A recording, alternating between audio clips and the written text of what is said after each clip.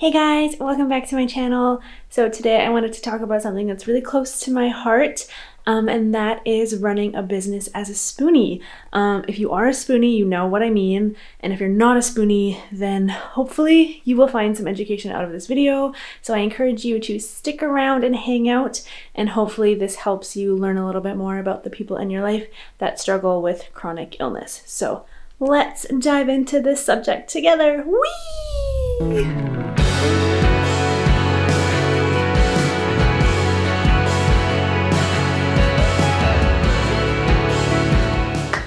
Alright guys, let's talk about this subject together. So if you don't know what a spoonie is, congratulations on being a healthy human being. I'm just kidding.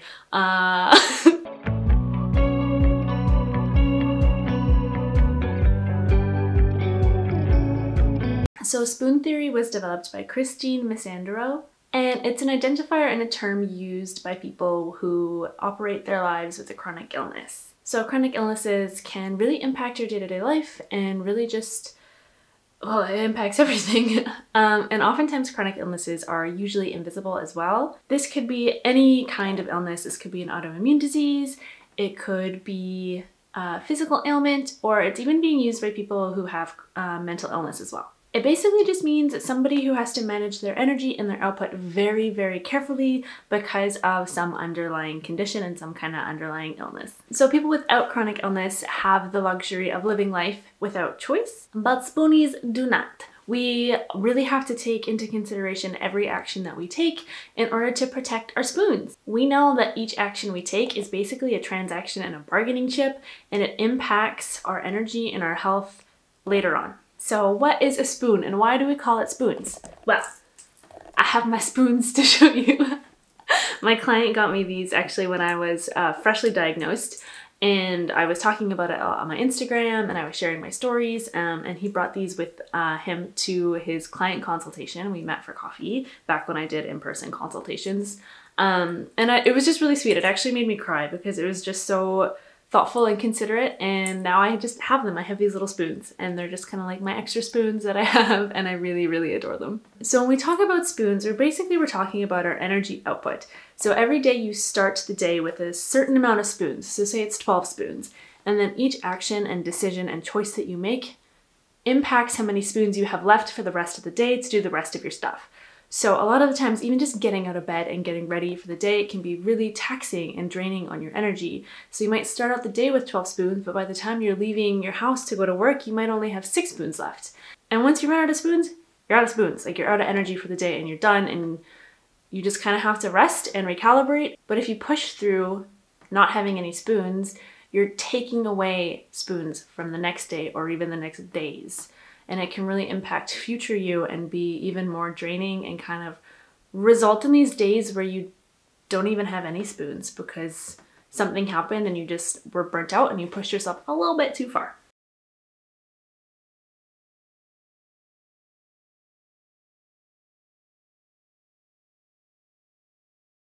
So I know if you're spooning and you're watching this, you're like, I know already, this is my daily reality. But I just wanted to kind of go over it because I did have a lot of people, when I said I was making this video, who were like, what is a spoonie? Spoonie is a person with chronic illness who really needs to consider every action and every choice because it really impacts their ability to live day to day. So there you go, that's a spoonie. Nutshell.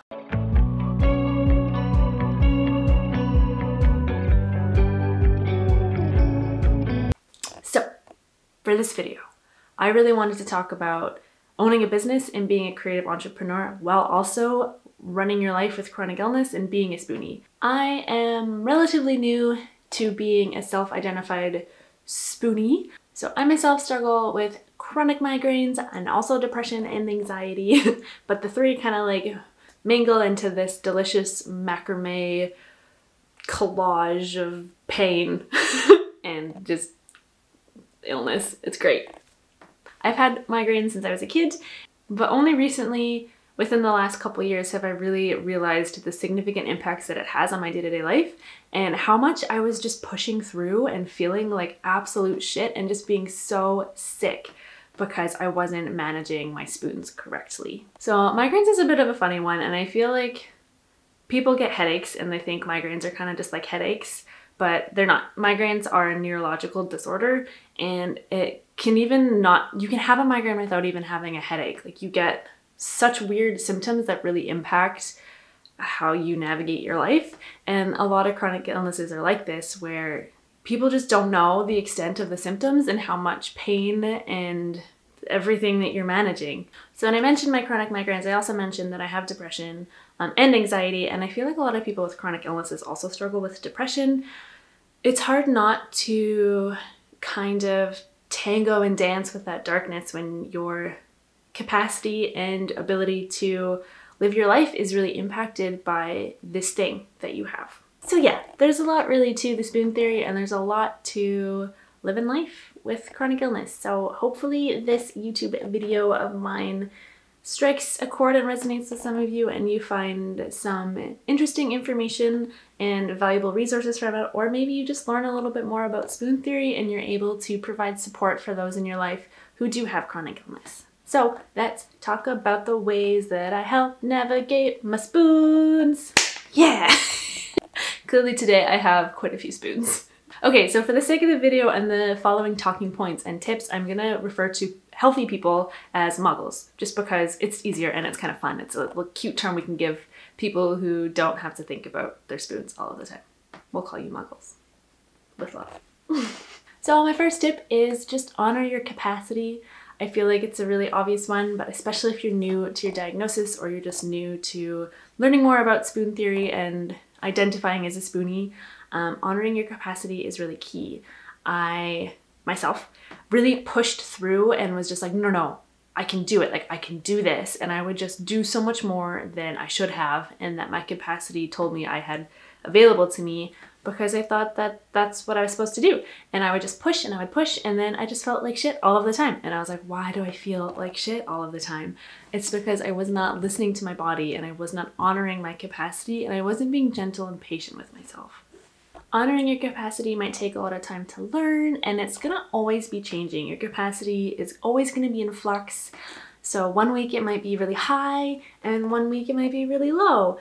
And the trick is just in listening to your body and checking in with yourself often to make sure that you're not overexerting yourself and taking away your spoons for tomorrow or the next week. So honor thy capacity. Yeah.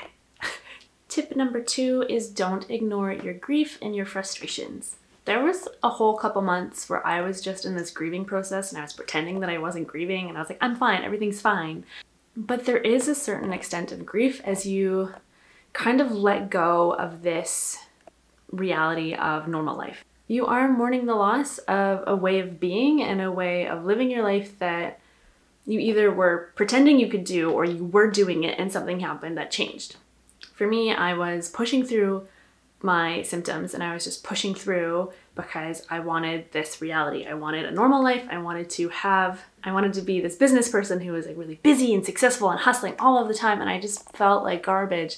And so I was grieving this reality that I was striving towards, because it's not really attainable. I'm never gonna be that traveling all over the world 365, because it's just not in my capacity.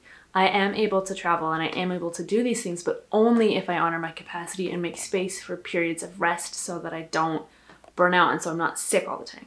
And even past that grieving process, there are just bumps of frustration and moments where I feel so stuck and so frustrated with my body in the fact that I can't do these things that I want to do because I have to rest, and because I know that if I do them, I'm going to be out for the count for like days. So there is also ongoing grief in that as well. So you need to make space for these feelings and these emotions, because feelings are meant to be felt. They're not meant to be ignored, and they're not meant to be just bulldozed over and through and pushed through.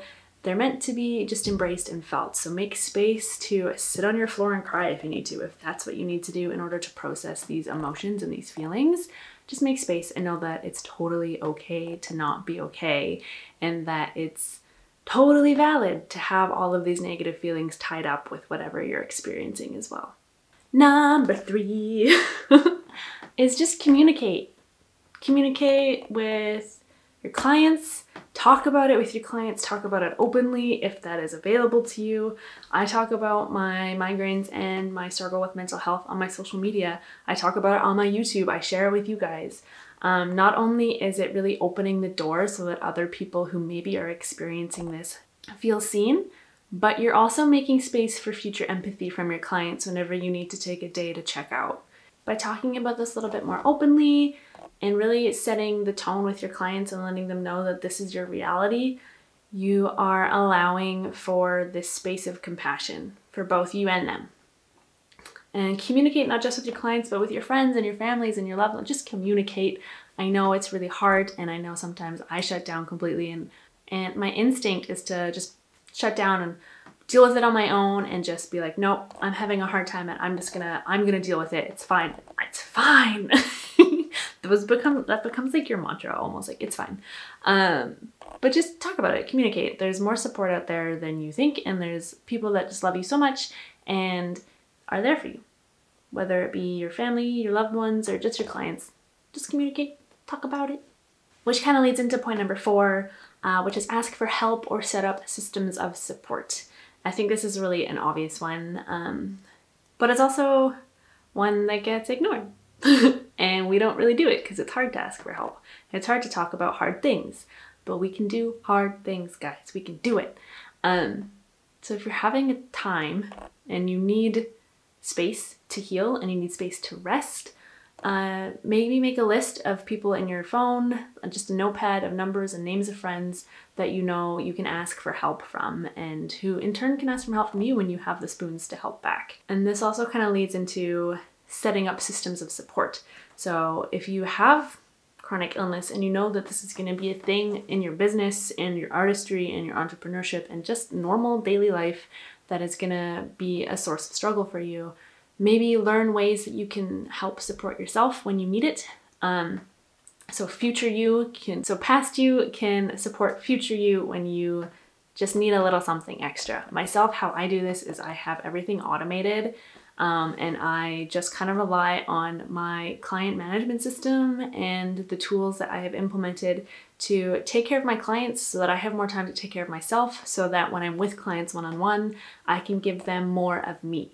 So I really automate everything so a lot of interaction and email time and just simple correspondences is streamlined. So that's off my plate. That's energy and spoons that I don't need to use to do these menial tasks, and so that I can provide a better experience and give more of myself to them when it really, really matters.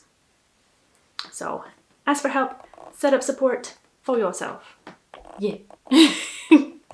If you don't get anything else out of the video, and there's only one thing you take away from this video, let it be this. Schedule in flex days. Do it. Do it.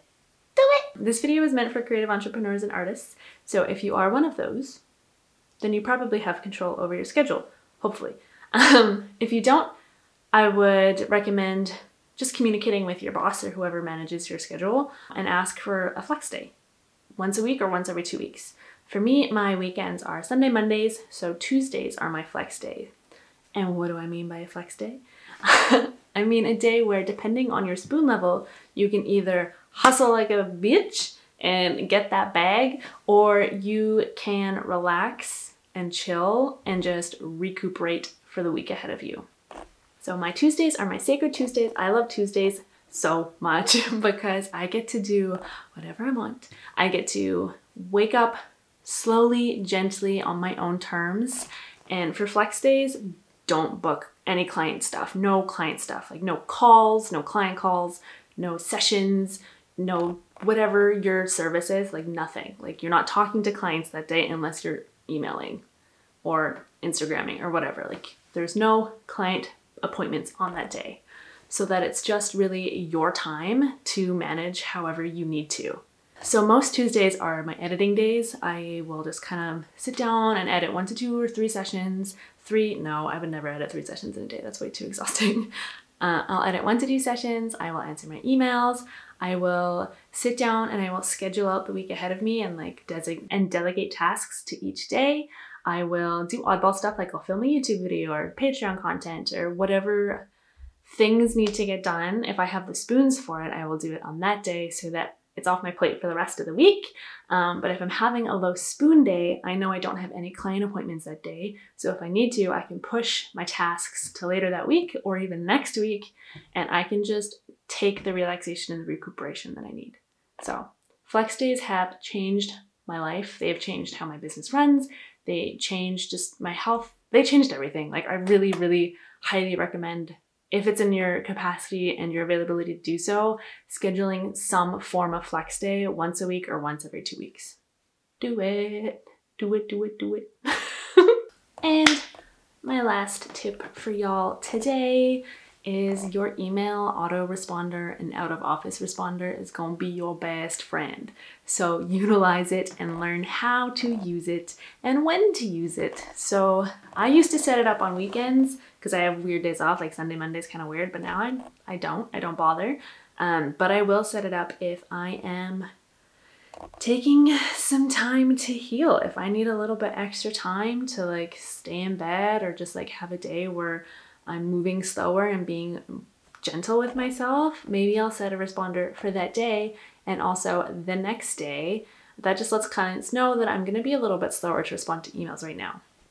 It doesn't have to say like, hey, I'm having a flare up and I feel like garbage, so I'm not going to answer your email. No, it doesn't need to say that. But you could say like, hey, just let you know, our workload is higher than normal, or like we're operating at